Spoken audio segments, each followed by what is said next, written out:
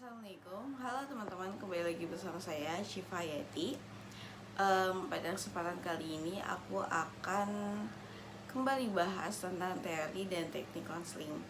Pada part 3 ini aku akan membahas tentang teori cognitive behavior therapy.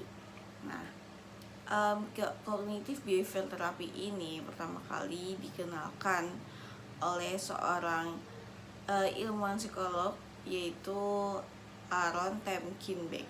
Beliau lahir pada 18 Juli 1921 di Providence, Rhode Island.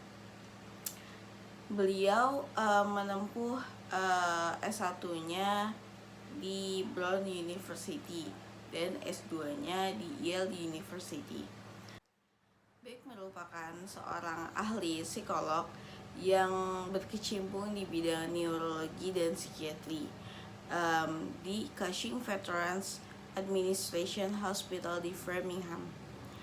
Beck juga telah melakukan banyak penelitian sehingga sejak tahun 1959 Beck menjadi direktur utama beragam penelitian yang didanai untuk menginvestigasi tentang terapi kognitif dan psikopatologi.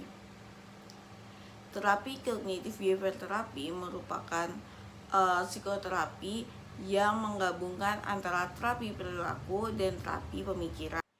Terapi kognitif behavior therapy merupakan psikoterapi yang digabungkan dari terapi perilaku dan juga terapi kognitif yang didasarkan pada asumsi bahwa manusia secara bersamaan dipengaruhi oleh pemikiran, perilaku, dan proses fisiologinya, serta konsekuensi yang didapatkan pada perilakunya.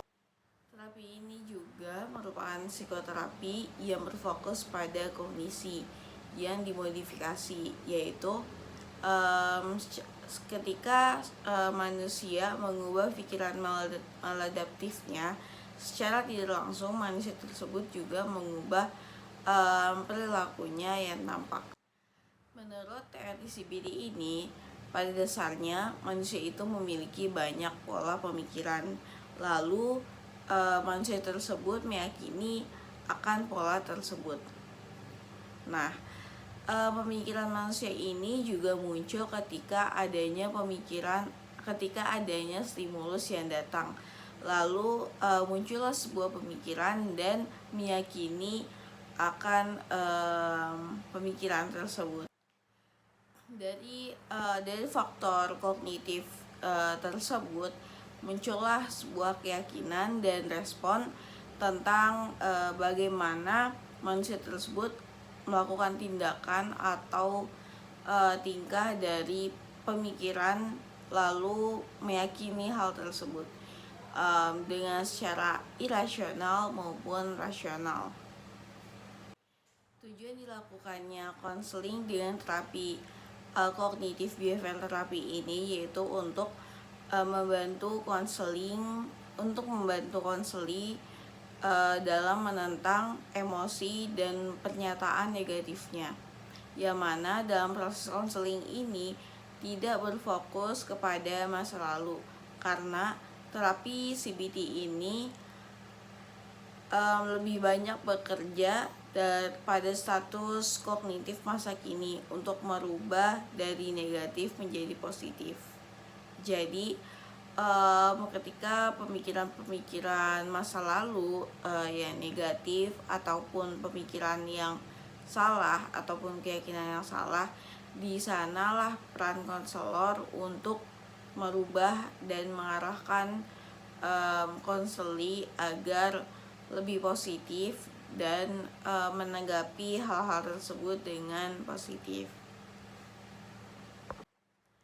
Nah, untuk memudahkan teman-teman dalam memahami terapi CBT ini, aku akan memberikan contoh permasalahan terkait dengan penggunaan terapi CBT ini, yaitu misal ada sebuah contoh seorang anak yang dahulu ketika masa kecilnya ia seringkali dititipkan oleh nenek kakeknya, karena orang tuanya, ibu ayahnya sibuk dengan pekerjaannya, dan sehingga ketika beranjak dewasa ia berpikir bahwa orang tuanya tidak menyayanginya, lebih memilih pekerjaannya dibanding anaknya.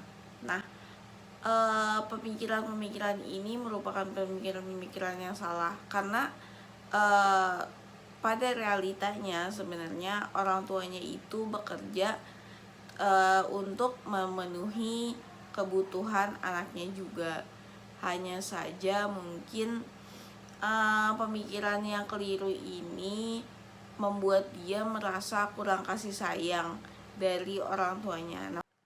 Nah, dari pemikiran-pemikiran dan pernyataan konseli yang keliru ini, disinilah peran konselor untuk membantu konseli dalam meluruskan pemikiran dan keyakinannya selama ini, bahwa sebetulnya orang tuanya itu sangat menyayanginya. Hanya saja waktu itu ekonomi lebih penting, karena dengan melakukan pekerjaan itu juga akan memenuhi kebutuhan konseli ketika masih kecil. Nah, itu aja pengetahuan singkat, semoga dapat menambah wawasan bagi teman-teman semua. Oke, itu aja dari aku. Thanks for watching. Bye. Assalamualaikum.